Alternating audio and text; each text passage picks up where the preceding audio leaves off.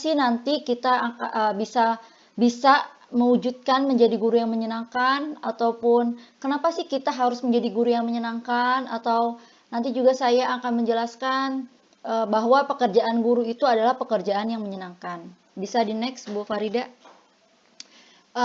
Kenapa ya, dari sisi profesi gitu ya, kita sebelum menjadi seorang guru yang menyenangkan, kita pun harus merasa senang dengan profesi itu gitu ya.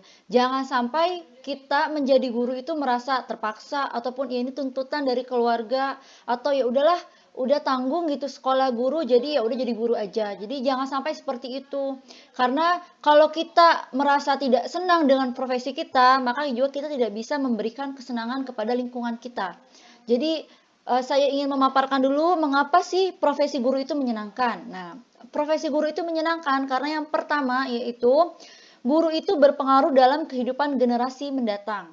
Sudah pastinya walaupun tidak 100%, tapi saya juga meyakini bahwa kita sebagai pendidik khususnya itu berpengaruh dalam kehidupan generasi mendatang. Nah, di sekolah seorang siswa itu dididik, diajarkan, dilatih, di disiapkan untuk menjadi generasi yang lebih baik di masa mendatang. Bisa itu menjadi presiden, ataupun menjadi pejabat, ataupun menjadi pengusaha, ataupun yang nanti akan menjadi seorang guru juga. Jadi saya sekarang menjadi seorang guru pun itu berkat guru saya yang sebelumnya gitu ya. Jadi ya itulah. Jadi sekolah itu yang saya pikirkan bahwa sekolah itu setiap tahunnya pasti ada yang baru gitu ya. Seperti sekarang pun di lingkungan saya itu ada sekolah baru, pasti itu membutuhkan guru yang baru, guru yang baik, guru yang menyenangkan untuk membentuk suatu siswa atau generasi yang lebih baik lagi untuk kedepannya. Jadi tetap profesi guru itu menyenangkan sekali ya. Yang kedua, yaitu profesi guru itu membangkitkan semangat belajar. Nah, bisa kita bayangkan kalau dalam suatu kelas itu siswanya mungkin ada 30, 20, pelajarannya pun mungkin ada berapa banyak dalam satu hari. Nah, seorang guru itu harus bisa membangkitkan semangat siswa. Jadi, siswa yang datang ke sekolah mungkin pagi-paginya sudah semangat ataupun pagi-paginya tidak semangat. Nah, seorang guru itu berhak gitu ya, mempunyai kewajiban bahkan bisa gitu membangkitkan semangat belajar siswa. Nah, siswa yang tadinya di sekolah tidak termotivasi dalam belajar, di sekolah dia harus bisa termotivasi untuk belajar gitu. Jadi kita ingatkan ini berkaitan lagi dari poin yang pertama tadi, bahwa membangkitkan semangat belajar siswa itu penting halnya untuk generasi yang akan datang.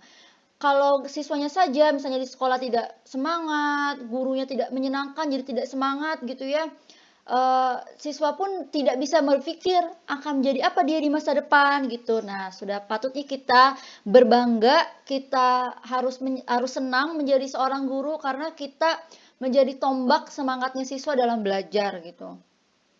Yang ketiga yaitu pekerjaan yang tidak monoton. Nah, ini sudah maksudnya kita sering kita alami walaupun tidak kita sadari bahwa menjadi seorang guru itu kita bertemu dengan hal-hal yang baru setiap harinya. Itu yang saya rasakan ya. Karena misalnya pada hari Senin di jam pertama kita bertemu dengan siswa satu kelas yang mungkin sifat kelasnya berbeda, keadaan kondisi kelasnya yang berbeda. Nanti di jam siang, di jam pertengahan hari kita bertemu dengan kelas yang kelasnya berbeda juga, sehingga cara kerja kita pun akan berbeda. Nah, makanya kenapa kita harus senang menjadi guru itu tidak akan monoton. Beda halnya mungkin dengan orang-orang yang bekerja di kantoran ya. Saya juga belum pernah kerja di kantoran. Yang saya bayangkan mungkin mereka hanya duduk di depan komputer gitu, bertemu dengan orang yang sama, rekan kerjanya sama gitu. Sedangkan kita bertemu dengan orang tuanya, orang tua siswa gitu ya. Kita bertemu dengan guru-guru yang mungkin memang tetap ada samanya, tapi kita bertemu dengan karakter siswa yang mungkin setiap harinya berbeda. Siswa bisa saja kita bertemu dengan siswa di kelas pagi dan di kelas siang itu pun berbeda gitu ya cara mengajarnya. Sehingga pekerjaan kita pun tidak monoton kalau menjadi guru. Apalagi nanti setiap tahun kita akan menghadapi siswa yang berbeda. Di tahun ajaran yang mungkin nanti akan segera datang, kita akan menghadapi siswa yang berbeda lagi. karakternya berbeda lagi, sehingga pekerjaan kita bisa menjadi lebih inovatif lagi, lebih kreatif lagi untuk bagaimana caranya kita tidak kita bisa mengkreasikan kelas kita itu menjadi menyenangkan. Makanya pekerjaan seorang guru itu tidak monoton. eh, kita bertemu dengan orang yang berbeda, kita tidak stuck gitu ya, misalnya tidak melihatnya itu-itu saja. Nah, gitulah. Jadi kita harus senang ya dengan pekerjaan guru, jangan sampai dibikin stres. Yang keempat, guru itu adalah bos di kelas sendiri. Benar sekali. Kalau mungkin cita-cita kita ingin menjadi bos suatu perusahaan, atau cita-cita kita ingin menjadi bos di suatu instansi tertentu, nah di kelas kita bisa menjadi bos. Nah, tentunya bos yang baik gitu ya. Di suatu kelas itu ada siswa, ada guru, ada materi pembelajaran, media pembelajaran, dan sebagainya. Dan itu tergantung bagaimana guru itu bisa mengelolanya dengan baik. Jadi suatu pembelajaran itu akan berhasil, sesuatu pelajaran itu akan menyenangkan, sesuatu pelajaran itu akan asik gitu ya. Jika bosnya atau gurunya bisa mengelola dengan baik. Ya, sama halnya dengan perusahaan. Perusahaan itu akan berhasil ataupun sekolah itu akan berhasil bagaimana kepala sekolah, perusahaan itu akan berhasil bagaimana bosnya memimpin perusahaan, begitupun dengan kelas. Jadi kelas itu akan menyenangkan, akan berhasil, akan terlihat baik gitu ya jika gurunya bisa mengelola kelas itu. Jadi yang merasa nantinya guru kayak diatur-atur, tidak ya. Kalau kita dalam kelas itu kita yang menjadi bosnya. Tapi kalau karena saya mengajar di SMP, dalam SMP itu 1 jam mata pelajaran itu adalah 40 menit. Nah, kalau saya mengajar 2 jam pelajaran, berarti saya punya waktu 80 menit untuk menguasai kelas itu gitu. Jadi saya punya waktu 80 menit untuk menjadi bos. Beda halnya kalau jam pelajaran saya sudah berganti, itu berarti saya sudah tidak berhak menjadi bos di kelas itu. Nah, ya begitulah menjadi profesi seorang guru itu menyenangkan ya karena bisa menjadi bos. Yang keempat, maksud saya yang kelima itu menyalurkan rasa cinta kita pada anak-anak. Nah, menyalurkan rasa cinta kita pada anak-anak. Nah, kalau misalnya kita yang pastinya nanti menjadi orang tua ataupun kita nanti menjadi apa? Ya punya anak, punya cucu ya, kita juga tidak tahu gitu. Nah, disinilah kita untuk belajar terus, mungkin saya juga yang belum menikah gitu ya, saya bisa belajar banyak di sekolah, saya bisa menyalurkan rasa cinta saya kepada anak-anak gitu ya. Karena walaupun mungkin anak itu bukan darah daging kita, bukan saudara kita, misalnya bukannya tidak ada hubungan darah dengan kita, tetap kita harus bisa menyalurkan rasa cinta itu kepada anak. Sehingga nanti kalau kita sudah senang gitu ya dengan profesi guru, jadi siswa pun akan merasa senang dengan apa yang kita rasakan gitu. Jadi beda ya dengan orang-orang yang mungkin nanti profesi bereaksi dengan marah ataupun jadi siswa juga mungkin merasa takut. Nah, beda dengan guru yang mengeluarkan aura positif, itu juga lingkungannya akan ikut positif. Jadi dengan profesi guru kita bertemu dengan anak-anak sehingga bisa menumbuhkan rasa cinta kita kepada anak-anak. Yang terakhir, mengapa profesi guru itu menyenangkan? Karena profesi guru itu bisa menjadi hiburan saat suasana hati tidak baik. Kenapa? Itu juga saya alami sendiri ya di kelas saya, ketika saya kesal gitu, saya jenuh dan saya merasa aduh ini kenapa sih anak nggak ngerti-ngerti gitu ya, atau dia berulah dengan tingkah yang tidak pantas ataupun tingkahnya suka aneh-aneh gitu ya. Tapi saat dia bereaksi ataupun dia memberikan respon yang berbeda dan itu menurut saya sangat ya nama juga anak-anak gitu ya, suka ada aja gitu tingkahnya yang tiba-tiba kesal terus bikin lucu gitu. Nah, itulah kenapa menjadi profesi guru itu menyenangkan. Kita bertemu dengan anak-anak setiap hari, kondisinya berbeda, situasinya pun berbeda sehingga kita merasa terhibur setiap harinya gitu ya. Karena kan tingkah anak-anak itu suka ada-ada aja gitu, suka suka bertingkah yang wah mungkin di dalam pikiran kita tuh kadang nggak masuk akal ataupun kadang wah luar biasa sekali ya namanya anak-anak itu karena energinya juga masih banyak sehingga ketika anak-anak itu lagi senang dia bisa mengekspresikan kesenangannya dia ketawa itu juga kadang juga bikin kita tertawa. Nah makanya profesi guru itu sangat menghibur menurut saya. Nah, next Bu Farida, tadi itu adalah 6 alasan mengapa profesi guru itu menyenangkan. Jadi sebelum kita membuat hati kita membuat lingkungan kita senang, kita harus senang dulu nih sama profesi yang kita jalani. Jangan sampai kita merasa terbebani. Jadi mengapa ya tadi karena kita harus senang dengan profesi, terus kita harus jadi guru yang menyenangkan. Kenapa gitu ya? Mengapa harus jadi guru yang menyenangkan gitu? Next Bu Farida, tentunya ada beberapa alasan mengapa harus jadi guru yang menyenangkan. Nah di sini saya ulangi lagi, saya hanya sharing saja. Nanti menurut Bapak dan Ibu mungkin ada yang keliru dari ucapan saya, boleh nanti diperbaiki ataupun ada yang ingin ditambahkan, boleh nanti ditambahkan di akhir. Nah, yang pertama yaitu menimbulkan rasa kenyamanan. Tentunya kita pun merasakan ya, kalau lingkungan kerja kita senang, menyenangkan, kita pun akan merasa nyaman.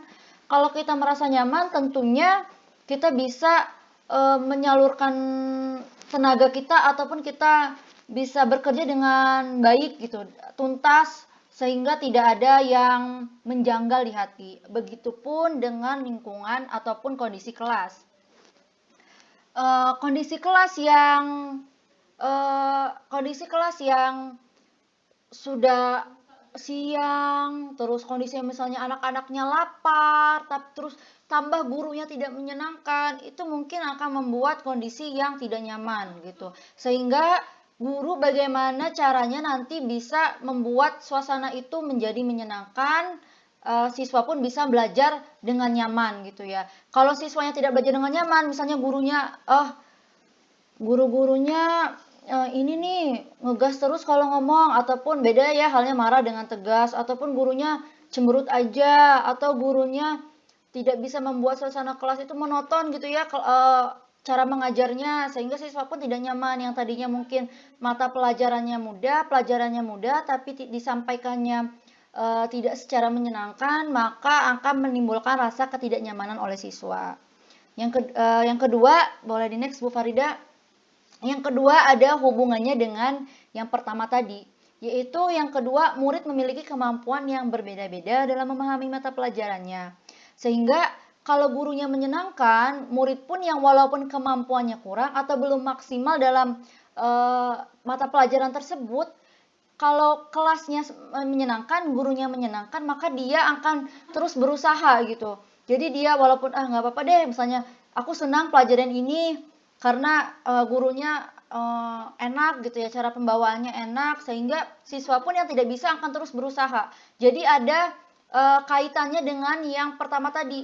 Kalau siswa tidak nyaman, dia bakatnya belum maksimal, gurunya tidak menyenangkan sehingga kondisi kelasnya, mata pelajaran pun pokoknya semuanya yang sedang dikerjakan itu tidak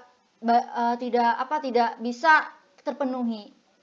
Nah, yang ketiga yaitu menjadi motivasi untuk terus menuntut ilmu. Nah, siswa yang merasa nyaman dengan gurunya menyenangkan, jadi termotivasi terus untuk terus menuntut ilmu. Oh iya nih, walaupun nggak bisa, gurunya menyenangkan, jadi aku harus terus bisa gitu. Aku harus terus belajar supaya bisa. Nah, ini berkaitan lagi tadi dengan yang pertama dan yang kedua.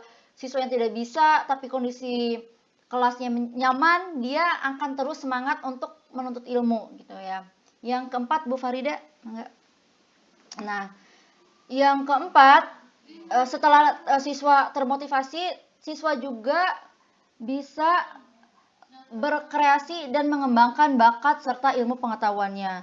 Jadi kalau siswa sudah merasa senang dengan mata pelajarannya walaupun dia mungkin memiliki kesulitan tapi dia bisa berkreasi. Nah, bisa mengembangkan bakat serta ilmu pengetahuannya. Nah, kalau gurunya menyenangkan bisa membuat situasi kelas itu senang gitu ya, kondusif. Siswa pun nanti punya ide-ide karena dia merasa nyaman tadi, dia punya ide-ide lagi nih, bagaimana nanti dia berkreasi di mata pelajaran itu, atau bagaimana dia bisa menyelesaikan tugas yang diberikan oleh guru, serta atau kalau ada praktik dia bisa, wah, bakatnya bisa terlihat gitu ya. Beda halnya dengan kelas yang tidak menyenangkan atau guru yang membuat kelas itu tidak menyenangkan. Next, Bu. Di sini guru yang menyenangkan itu bukan berarti guru yang misalnya dalam arti lain ya, tetap menyenangkan tapi bisa menyampaikan materi itu dengan baik gitu ya. Bisa semua semua materi yang akan diajarkan itu bisa tersampaikan. Nah, sekarang saya masuk ke cara bagaimana menjadi guru yang menyenangkan. Ini menurut pendapat saya dan yang pernah saya alami juga gitu ya. Saya juga masih belajar di sini menjadi guru karena pengalaman saya mungkin belum lama. Jadi saya butuh sekali nanti masukan dari Bapak dan Ibu, barangkali saya ada yang kurang ataupun ada cara saya yang salah gitu ya. Nah, cara yang pertama menurut saya itu menguasai materi pelajaran. Tentu ini adalah hal yang utama menurut saya harus kita tanamkan. Kenapa? Karena tugas utama seorang guru ya tetap saja itu untuk memberikan materi pelajaran ya di kelasnya. Nah, kalau gurunya bisa menyenangkan, misalnya menyenangkannya dia humoris, bisa bercanda, tapi mata pelajaran tidak tersampai dengan baik, itu berarti belum bisa menyenangkan. Karena guru yang menyenangkan itu ya tetap harus menguasai materi pelajaran. Jangan sampai ketika kita di kelas, kita sudah ceria, kita sudah siap dengan kondisi anak-anak, tapi kita tidak siap dengan materi pelajaran. Tetap saja hal yang utama yang harus kita sampaikan yaitu materi pelajarannya, supaya siswa itu merasa senang dengan pelajaran yang kita sampaikan. Gitu. Yang kedua, cara mengajar selalu berbeda. Tentunya tadi beda halnya misalnya kita mengajar di satu hari di kelas yang berbeda nih. Di satu hari itu di pagi mungkin kondisi siswa masih semangat, masih fresh, belum ada mata pelajaran ataupun belum ada materi-materi lain, sehingga kita pun bisa mengajar mungkin dengan cara mengajar yang biasa pun mereka bisa menyerap itu dengan baik dan mereka bisa menerimanya gitu. Beda nanti kalau kita misalnya mengajar di jam terakhir. Di jam terakhir kondisi kelasnya berbeda lagi gitu ya. Suasananya mungkin anak-anak sudah lelah dengan satu hari belajar ataupun mereka merasa sudah mengantuk, lapar gitu ya. Sehingga kita pun harus memiliki cara mengajar yang berbeda. Bagaimana kita bisa mengondisikan suatu kelas itu tetap semangat walaupun mungkin tidak bisa 100% sama dengan kelas yang di awal tadi dengan kondisi yang masih baik dan masih fresh, tapi kita harus tetap berusaha bagaimana cara mengajarnya selalu berbeda gitu ya di siang hari. Nah, kalau saya dulu pernah mengalami itu gitu ya di kondisi kelas yang memang aduh sudah tidak karuan lagi, anak-anaknya sudah tidak bisa terkondisikan mungkin. Nah, saya biasanya memulai dengan ice breaking kalau di akhir-akhir. Karena kan kalau anak-anak sudah diajak untuk ice breaking atau ajak games-games sedikit, mereka akan memusatkan kembali fokus mereka kepada pelajaran. Insya Allah gitu ya, usaha kita itu bisa berbuah gitu ya. Merekanya setidaknya bisa memperhatikan kita ataupun membuat ada materi yang kita sampaikan itu terserap oleh mereka. Yang ketiga yaitu disiplin dan bertanggung jawab. Ini tentu harus kita tanamkan kepada diri kita sebagai seorang pendidik, bahwasannya pendidik pun jangan sampai mencontohkan yang tidak baik. Misalnya kita selalu menekankan kepada siswa untuk tidak makan di kelas atau untuk datang tepat waktu, untuk masuk kelas dengan tepat waktu. Tetapi kita sebagai guru tidak bisa mencontohkannya. Gurunya datang misalnya 15 menit setelah bel ataupun 10 menit setelah bel, itu bukan contoh yang baik. Padahal kita ingin mengajarkan disiplin kepada siswa, tapi gurunya tidak disiplin. Ataupun bertanggung jawab. Ya. Kita harus bertanggung jawab dengan apa yang kita ucapkan. Ini juga saya rasakan misalnya seperti pembelajaran jarak jauh ini. Kemarin saya meminta siswa saya untuk membuat suatu video tentang materi yang saya berikan. Terus siswanya bertanya nih, boleh nggak Bu kalau video call? Terus saya menjawabnya dalam bentuk video ya, bukan video call. Jadi emang video yang asli. Video call kan video juga Bu. Nah jadi kita memang harus bisa bertanggung jawab dengan ucapan kita ya. Mereka karena siswa itu punya ide-ide yang memang kadang tidak bisa kita bayangkan jawaban-jawabannya. Tetap harus bertanggung jawab. Ataupun kita misalnya melakukan kesalahan dalam mengajar, tidak apa-apa. Kita jawab saja, oh ya maaf tadi salah menyampaikan, atau minggu kemarin itu salah menyampaikan gitu. Jadi kita tetap menjadi guru yang mungkin nanti kita bisa mengajarkan mereka untuk disiplin dan bertanggung jawab terhadap tugas-tugas mereka. Yang keempat yaitu perhatian dan komunikatif. Nah, ini penting sekali ya.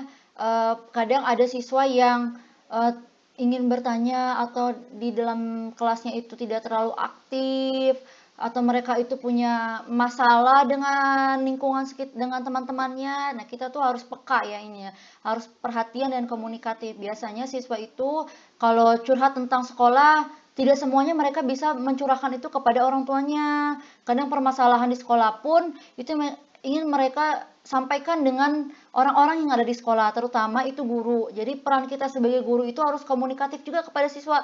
Banyak bertanya apakah mereka mengerti dengan pelajaran kita, atau kalau mereka misalnya mengerti tapi kok murung terus nih di kelas, kita tanyakan apakah mereka punya masalah gitu di kelasnya. Nah, makanya ini harus terus kita tanamkan kepada diri kita supaya tetap harus perhatian dengan lingkungan, kita harus perhatian dengan kondisi siswa-siswa kita. Mungkin ada siswanya yang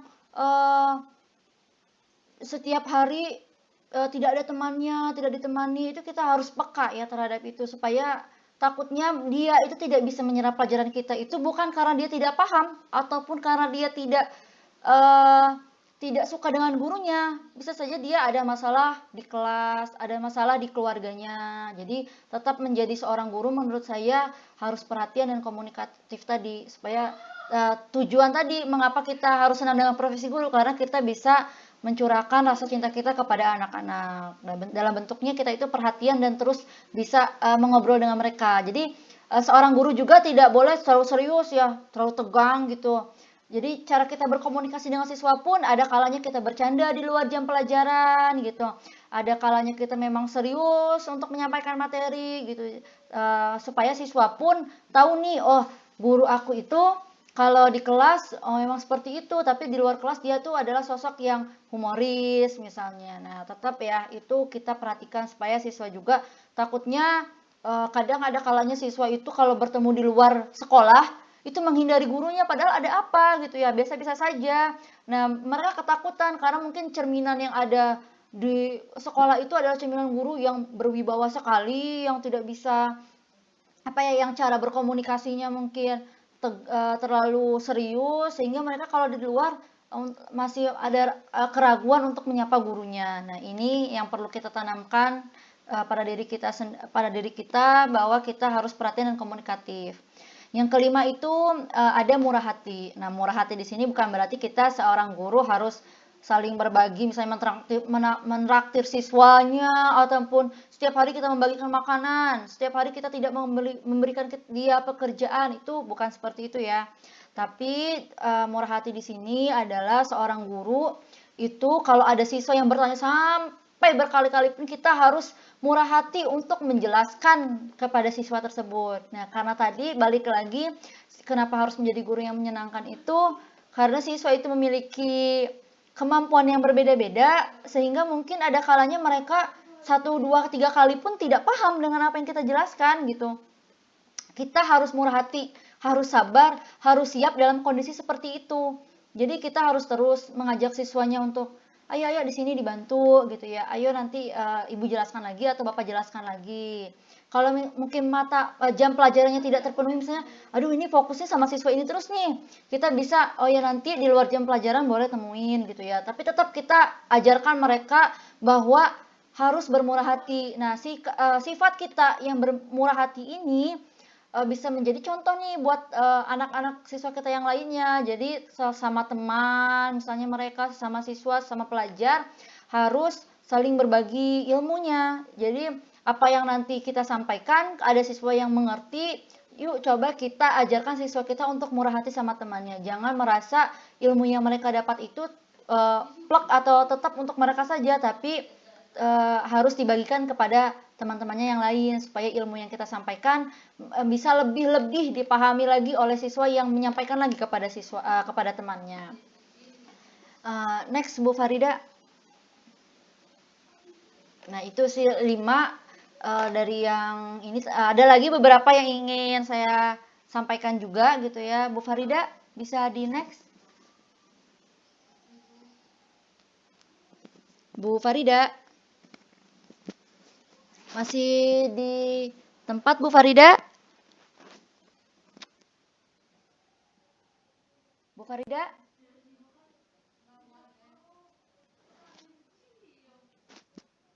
Di layar saya sudah nomor 6 sampai 9. Oh iya maaf, yang saya belum muncul. Ya, yang pertama tadi ada menguasai materi pelajaran, yang kedua ada bagaimana kita memberikan cara mengajar yang berbeda di setiap pertemuan Bu, ataupun salah bagaimana tampilan share screen saya? di Sudah? saya belum terlihat.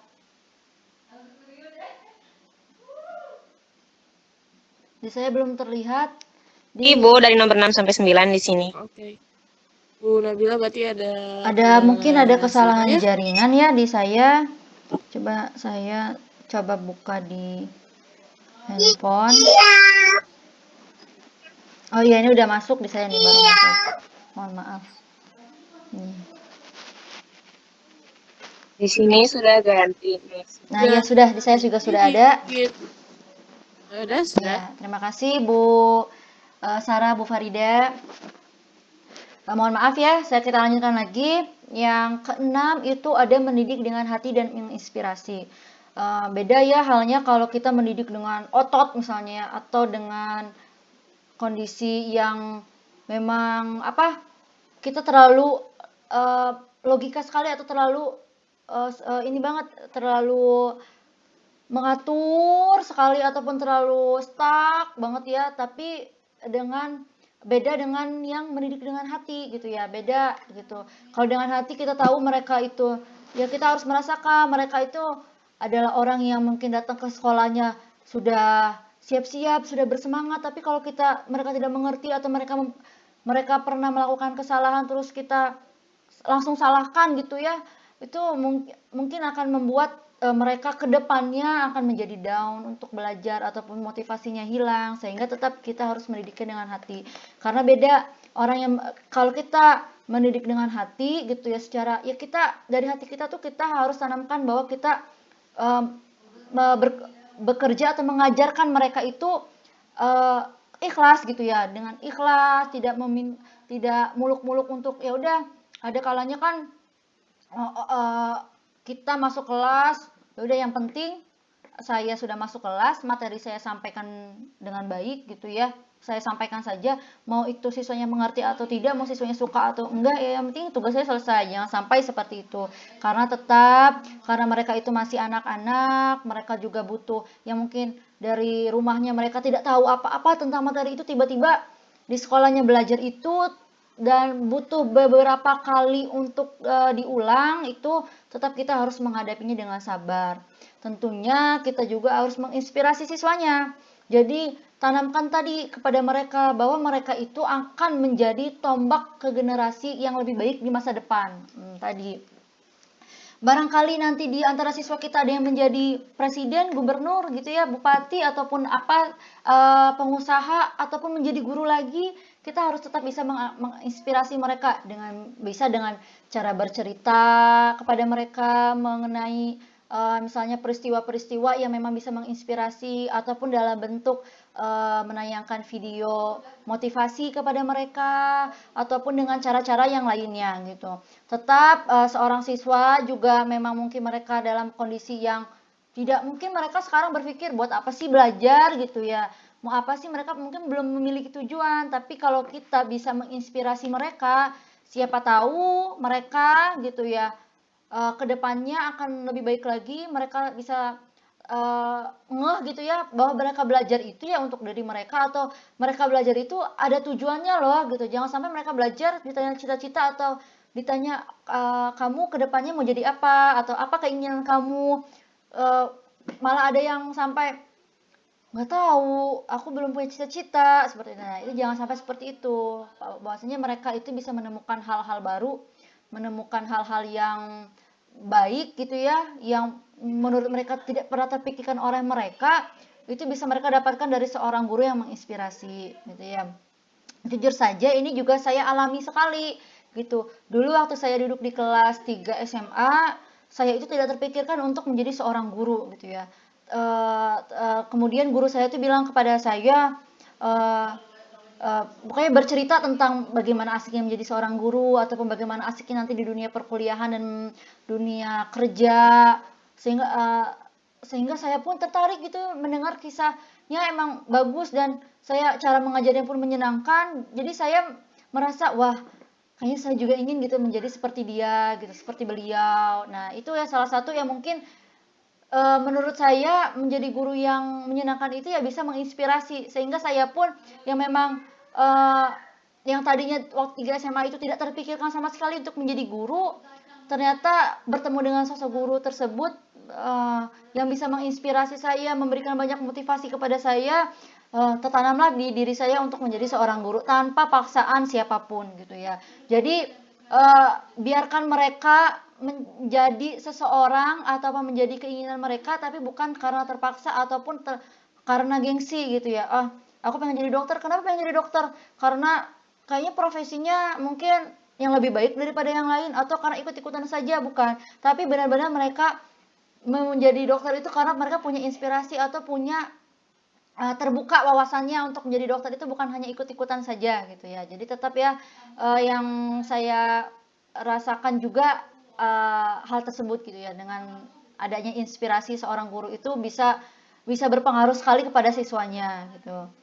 Yang ketujuh, itu ada ramah dan selalu tersenyum. Nah, ya, ini jelas sekali ya, kadang memang saya pun punya pengalaman bertemu dengan guru yang kurang tersenyum, kurang ramah gitu ya waktu saya SMA. Itu saya rasakan sekali dalam belajar itu tegang gitu ya.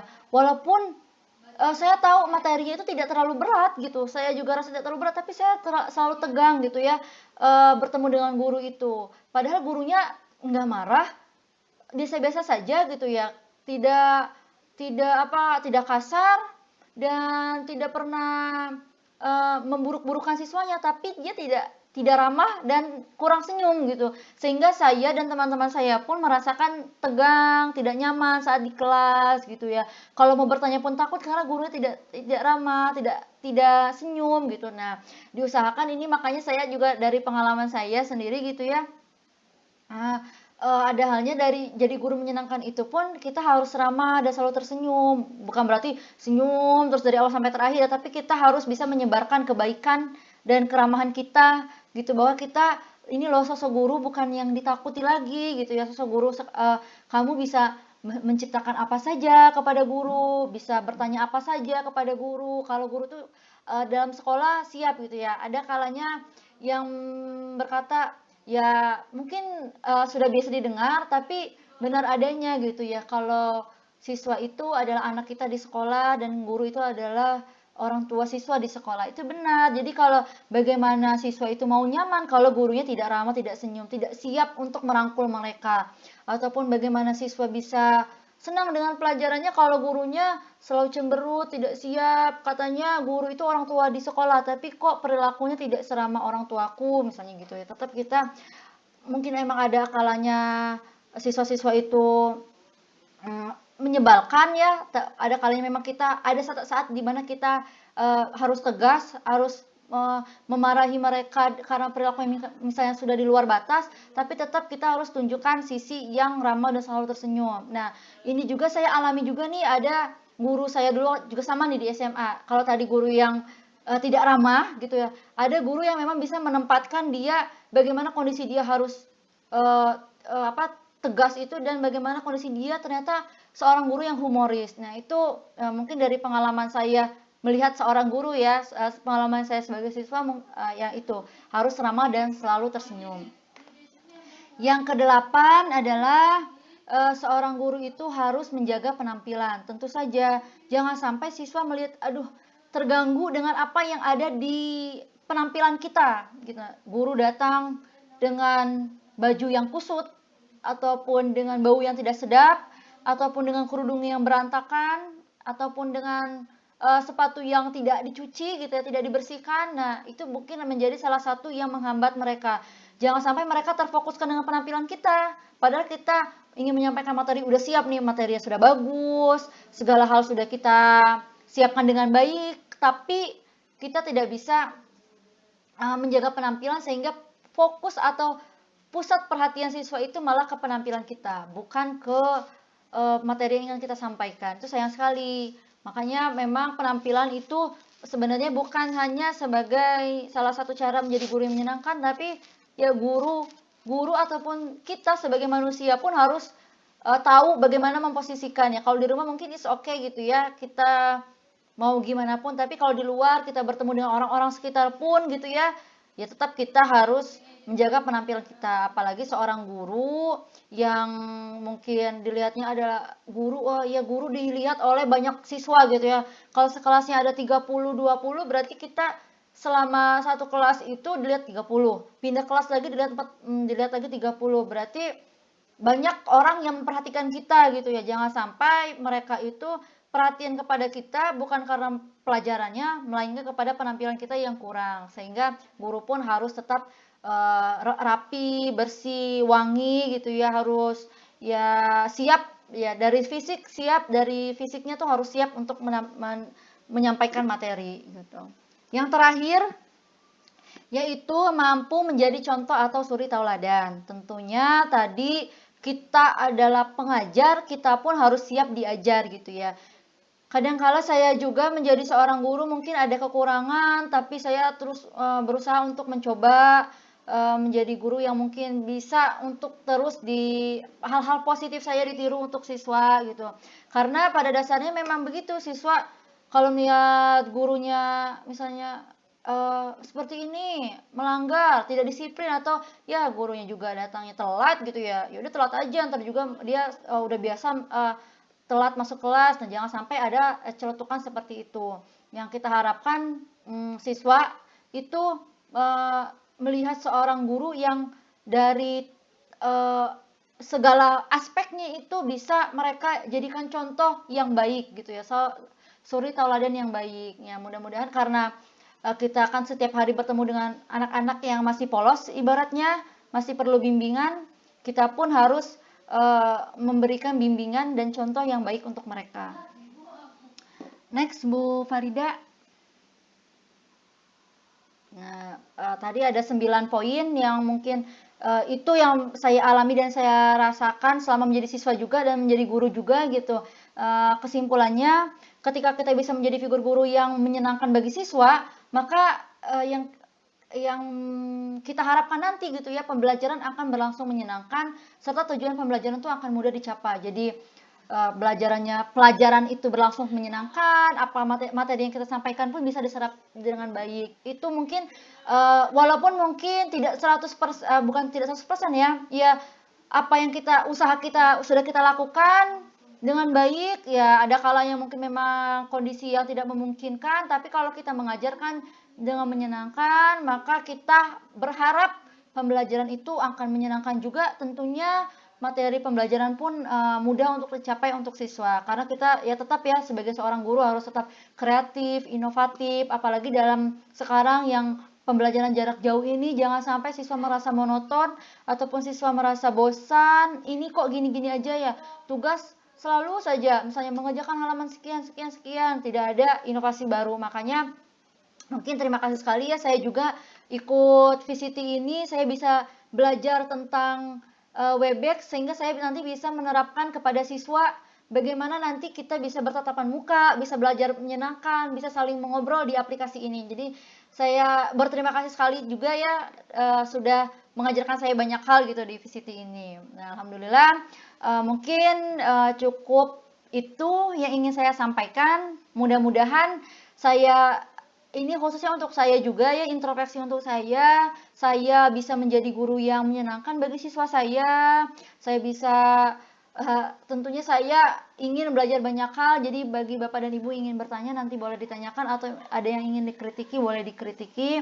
Saya juga mohon maaf jika saya berbicara terlalu cepat mungkin ataupun terlalu intonasinya terlalu tinggi gitu ya. Saya mohon maaf karena ini memang sudah menjadi kebiasaan saya, mudah-mudahan bisa diubah gitu ya.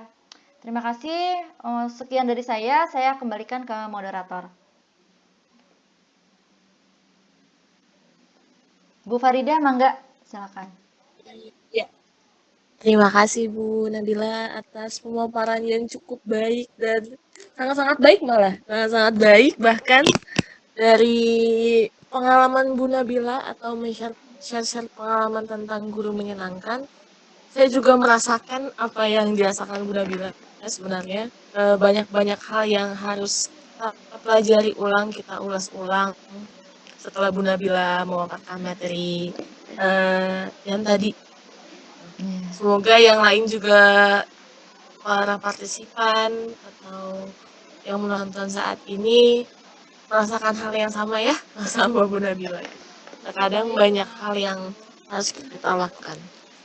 Iya, Bu Nabila ada satu pertanyaan tapi orangnya sudah keluar. Bagaimana ini? Mau dijawab atau tidak? Boleh Tapi kita ini sharing pertanyaan aja di sini ya. bagus. Boleh sharing di sini. Iya. Nabila juga bisa membaca ya. Iya, Karena itu di sini chat. ada dari Sambil Pak. saya baca. Boleh mangga. Pertanyaan bagus sekali ini karena kita sama guru pasti pernah mengalami ini. Anak dimana inginnya mau mengerjakannya seni saja gitu, tidak mau mengerjakan yang eksak atau bagi tulisan yang lainnya gitu. Ada pertanyaan dari Pak Wawan tadi yang nickname-nya ada golden apa gitu nggak salah. Pertanyaannya adalah bagaimana dengan siswa yang tidak mau mengerjakan tugas, terutama menulisnya mungkin dalam menulis segi catatan ya atau latihan, tapi maunya membuat prakarya atau seni. Bagaimana tuh Nabila? Silahkan mangga. Iya, kalau yang saya alami ya mungkin saya juga masih belajar, ini boleh nanti dikoreksi gitu ya. Karena kalau saya mengajarkan kepada anak-anak, kalau kalian ingin bisa berkarya, ingin bisa seni, kalian juga harus tahu dulu ilmunya. Jangan sampai kalian mempraktikkan tapi nggak tahu ilmunya. Gimana sih ilmu itu bisa diserap dengan baik kalau kita tidak sambil menulis. Nah, kalau saya itu jelaskan juga, kalau kita sering menulis, itu maka apa yang kita tulis kan sambil kita lihat, sambil kita baca, itu insya Allah akan tertanam di otak sehingga nanti ke praktiknya itu akan bisa. Ataupun kadang saya di pelajaran saya kadang anak-anak itu saya suruh mengkreasikan kertasnya, buku tulisnya. Jadi kalau sekarang itu mungkin anak-anak sedang zamannya lettering gitu. Nah, mereka bisa menulis dengan cara seperti itu. Lettering. Jadi saya tidak terlalu kaku ya untuk mereka menulisnya terlalu rapi, misalnya harus sama tulisannya ini. Terserah, mereka bisa mengubah tulisan itu dengan font-font mereka, bisa mengkreasikan fontnya, tulisannya, ataupun bisa mereka hias-hias, mereka warnai. Dan kalau dalam segi catatan, saya memperbolehkan siswa saya untuk menggunakan jenis spidol, jenis pensil berwarna, itu apapun supaya mereka juga bisa untuk dipelajarin lagi itu bisa menyenangkan. Nah, kalau untuk tugas menulis, karena berhubungan saya juga guru bahasa Indonesia, saya biasanya menyuruh siswa itu untuk menulis bukan kalau tugas dalam bentuk teks ya, teks bahasa itu saya tidak meminta mereka untuk tulis di buku, tapi lebih saya kasih ke kertas HVS supaya bisa mereka kreasikan, ataupun dalam bentuk karton kecil biasanya supaya itu bisa mereka kreasikan dalam bentuk apapun yang mereka inginkan. Jadi memang tidak terpaku dengan teks, cuman tulis dan di buku gitu. Kalau saya sih seperti itu ya. Barangkali kalau Bu Farida ada pengalaman juga tentang anak yang susah untuk menulis gitu ya. Karena mungkin ini memang banyak ditemukan di hampir setiap kelas ada gitu ya, anak yang memang sulit gitu, malas menulis gitu ya. Atau bisa juga kita motivasikan kalau saya setiap tulis itu dapat paraf gitu ya. Nah, mereka juga paraf, yang penting dapat paraf gitu. Mereka biasanya semangat untuk menulis gitu ya. Ya, begitu Bu Farida. Barangkali ada yang ingin ditambahkan? Iya betul sekali Bu Nabila.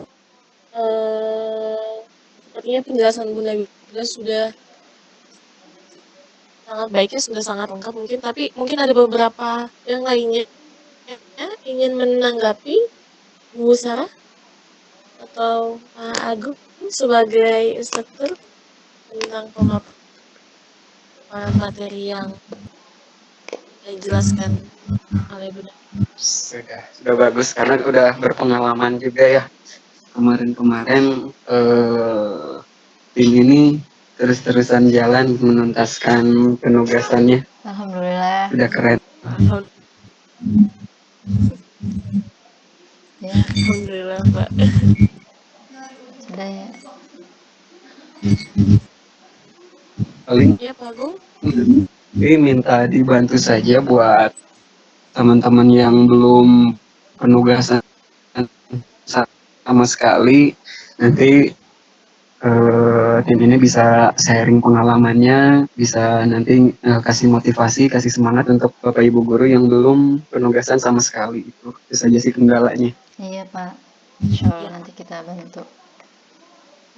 Nanti insya Allah saya akan sama teman-teman saya akan membagi share pengalamannya ke grup insya Allah, atau ada yang membutuhkan bantuan di grup, nanti saya dan teman-teman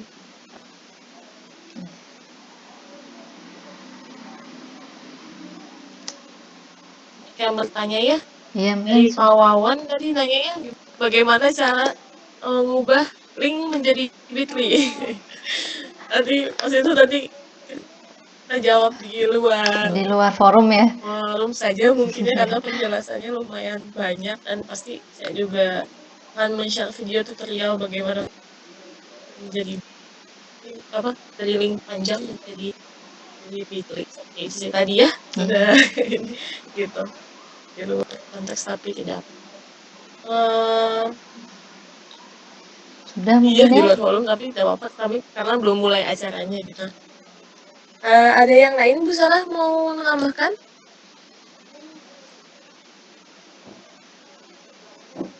Cukup. Sudah cukup. Jika cukup mungkin Iya ya. Bu Nabila, sangat-sangat bermanfaat sekali. Kadang saya juga sudah melakukan hal itu, tapi ada beberapa hal yang banyak terus masih dikembangkan. Menjadi guru yang menyenangkan itu tidak hanya berpusat pada satu hal, bukan menjadi guru yang harus energik saja, tetapi banyak sekali persiapan yang harus disiapkan kita sebagai guru ya. Iya benar. Benar sekali. Dari persiapan mungkin media pembelajarannya, bagaimana media pembelajaran itu mendukung kita untuk menjadi guru dan pelajarannya yang menyenangkan begitu mungkin ya, atau ada hal-hal yang lain seperti tadi yang dijelaskan oleh Bu Nabila. Ada satu masalah sih yang saya ini ada adik saya kelas 5 SD. Iya. Saya sedang melatihnya membaca. Ini sangat prihatin sekali sih. Melatihnya membaca karena dari kelas 1 sampai kelas 4 dia belum lancar membacanya, sampai kelas 5 awal pun belum lancar membacanya. Dia bisa hafal abjad, tapi dia tidak bisa membaca atau NY gitu. Tidak bisa membaca huruf yang digabung ya. Kayak sedang gitu.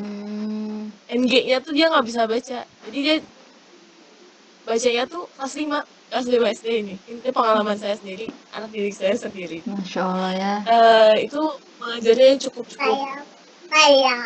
sosial tenaga sekali karena fokus pada yang lain di tengah suasana ini, tapi dia tidak bisa membaca apa yang saya catat. Maka dari itu, atau dia mendengarkan ya. Tapi kalau misalkan melihat papan tulis, dia bisa. Jadi menganggap kalau menulis itu adalah menggambar. Bagus Jadi sekali. menggambar huruf, bukan membaca hurufnya gitu. Itu yang paling sulit. Luar biasa ya Bu Farida. Gitu. Luar biasa sekali. Ya. Mungkin di kelas 5 masih menemukan siswa yang belum bisa membaca dan menganggap bahwa bacaan itu adalah sebuah karya seni mungkin ya. Iya seperti itu. Ya, Jadi mudah-mudahan dia menulisnya itu gambar huruf gitu, oh bukan iya, iya. menulis. Menggambar Menganggapnya huruf seperti ya. Oh iya. itu. Ya, Iya. mudah-mudahan Bu Farida juga diberikan kekuatan ya untuk menghadapi siswa-siswa yang masih dalam fase belajar membaca dan menulis. Iya, seperti Itu. itu sih, Bu. Tapi insya Allah pemaparan materi hari ini sangat-sangat bermanfaat untuk kita semua. Kesimpulannya saja sudah dijelaskan oleh Bu Nabila juga. Ya. Saya ulang kembali kesimpulannya. Sebagai guru dari saya sendiri, dan sebagai guru yang profesi sebagai titik penting dan subjek penting untuk para peserta didik, tidak hanya dari segi satu aspek untuk memberikan hal-hal yang menyenangkan bagi siswa, tapi ya banyak sekali aspeknya. Salah satunya memberikan motivasi dan terus memberi inspirasi kepada para siswa atau para peserta didik yang kita ajarkan. Seperti itu dan banyak hal-hal yang lainnya yang sudah dipaparkan tadi. Cukup sekian ya. Mau berangkat hari ini. Bu Nabila sudah? Sudah. Bu Nabila yang tambahkan? Sudah. Sudah semua. Pak Owen sudah masuk lagi. Kita tutup. Terima kasih yang telah hadir di room ini. Semoga semuanya dalam keadaan sehat. Tetap stay di rumah untuk menghentikan penyebaran COVID-19 agar kita bisa berkumpul kembali lagi bersama anak didik kita atau pekerjaan kita yang seharusnya gitu. Saya mengharapkan waktu-waktu itu akan datang dengan cepat karena saya sudah mulai bosan mungkin di rumah ya. Semoga semuanya tetap menjaga kesehatan. Seperti itu aja. Mohon maaf jika ada kesalahan kata dan perbuatan yang saya lakukan. Dan teman-teman juga. Kurang lebihnya cukup sekian. Saya dan teman-teman pamit. Wassalamualaikum warahmatullahi wabarakatuh. Waalaikumsalam warahmatullahi wabarakatuh. Salam.